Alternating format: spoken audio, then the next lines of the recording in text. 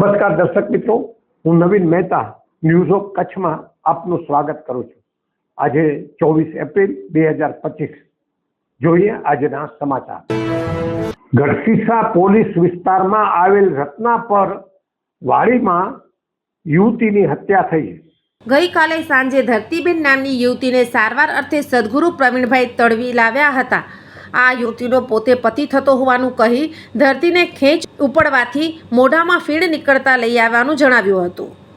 તબીબે તપાસી મૃત જાહેર કર્યા હતા અને કુદરતી મોતની એમએલસીના આધારે પોલીસે અકસ્માત મોતનો ગુનો દાખલ કર્યો હતો, પરંતુ પીએમ રિપોર્ટ અને એમએલસીની વિગતોમાં વિરોધાભાસ જણાતા પોલીસની ઉલટ તપાસમાં આરોપી સદગુરુ ભાંગી પડ્યો હતો અને તેણે ધરતીની હત્યા નિપજાવ્યાની કબૂલાત કરી હતી।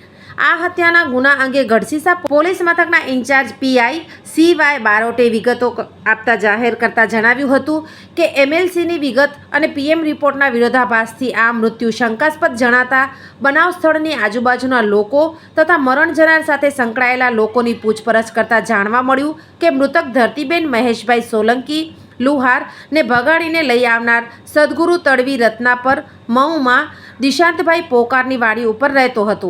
આથી સદગુરુ શકમંદ લાગતા તેની યુક્તિ પ્રયુક્તિથી પૂછતાછ કરતા તે ભાંગી પડ્યો હતો અને બંને વચ્ચે ઝઘડો થતાં તેણે ધરતીની હત્યા નિપજાવ્યાની કબૂલાત કરી હતી।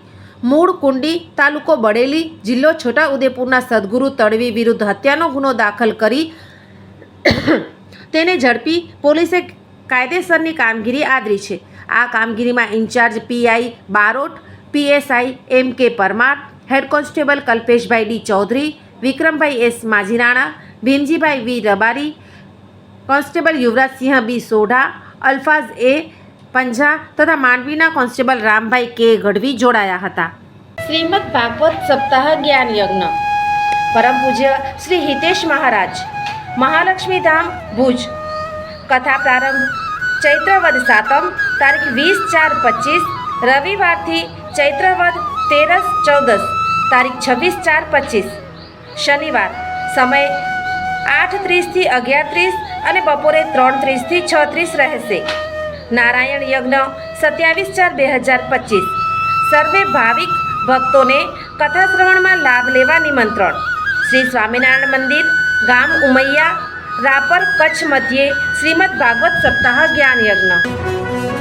સોફ Kutch power by Opal electronics, LG best shop, Vijaynagar road Bhuj, Rambag road Adipur.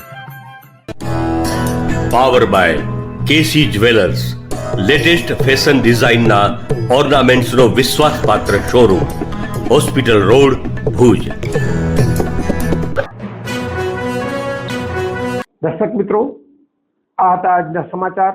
આવતીકાલે ફરી મળીશું, ત્યાં સુધી મને રજા આપશો। નમસ્કાર।